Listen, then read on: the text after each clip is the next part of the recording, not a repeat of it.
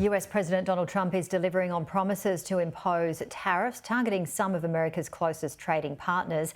Australian efforts to achieve a carve-out for Australian steel and aluminium have failed, and there are concerns other Australian products could be next. Well, joining us live is Courier Mail columnist Des Houghton. Des, great to see you. Essential medicines could be next on the list, along with agricultural products, including beef, which is a major export of ours to the US. April 2 will know more, but what are your thoughts so far on this tariff announcement and tit-for-tat situation?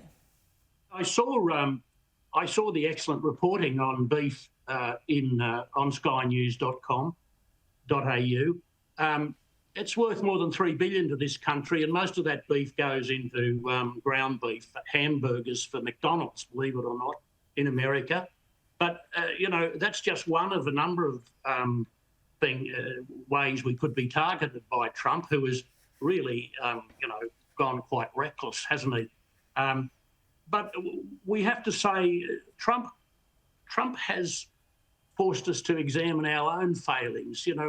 Why is our defence spending still so woefully inadequate?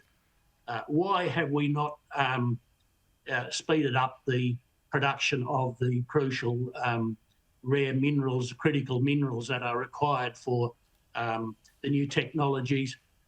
There's a whole lot of things we now have to say we've got to do better than we've been doing. Yeah, absolutely. And you mentioned the hamburgers, and I spoke to a dairy farmer this week, and we import their cheese for our mozzarella on the two big pizza companies. So there you go. That's another industry to look at. But let's talk about the federal election. And how do you think the major parties are performing? It does look like there's about a third of voters that these days vote for the smaller parties. Yes, I mean, well, put it another way, more than 2/3 of Australians, just about, don't vote for either the ALP or the coalition, which is sign of the times, isn't it? This is, I look at this through the lens of Queensland, where Labor only holds 5 seats and will struggle to get any more than that. It may pick up the old Kevin Rudd seat of Griffiths from the Greens, but I see it struggling after there. Labor is on the nose in Queensland. There were more allegations in state parliament this week about another $9 billion in unforeseen expenditure, meaning the state debt is going to be $278 billion by 2027, which is quite extraordinary. There's no love for the Labor Party in Queensland. They tried to hide stuff. We're coming in on the back of the trad scandal and other scandals where there seems to be a complete lack of accountability for the last 10 years. And people may very well be set to punish the Labor Party at the federal election. Cost of living is going to be the major issue, no doubt. There's a housing crisis as well, to name just a couple. But what kind of cost of relief do you think might be announced as we head into the budget in March 25? Oh, look, who knows? But,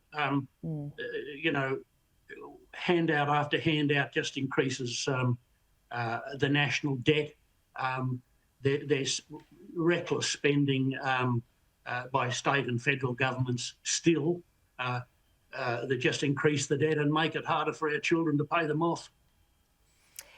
Let's talk about Tropical Cyclone Alfred. That was, it was an ex-Tropical Cyclone Alfred over the weekend. It was up to a Category 2. It took its time to move to the southeast of Queensland, northeast of New South Wales. So plenty of time for people to prepare, but some would say that they didn't receive anything that they were expecting. There was a bit of mixed results, of course. I know you're in Brisbane and you weren't affected too much at all. But in terms of the governments, the state and federal, how do you think they performed? Oh, look, they predictably did pretty well. Chris Foley is an ex-television journalist. Our Queensland Premier stood up every day and was quite marvellous. But really, in Brisbane, I'm not going to say it was a fizzer, but there really was hardly enough wind to blow over a deck chair in the end. We got a lot of rain and that inconvenienced a lot of people. I still think, we have to put this in perspective. Many states of Australia still have profoundly worrying droughts. especially in South Australia, which is the worst drought in 33 years. The grain crops have been cut in half. There are grapes shrivelling on the vines. There's trouble in in Victoria. There's trouble in Western New South Wales. There's still drought going on. So, the water we had, I think, is more of an inconvenience than a real calamity. All right, Des, well, it's great to see you. We really appreciate you joining us as always, and see you same time next week. All the best, Janie. Thank you. Thank you.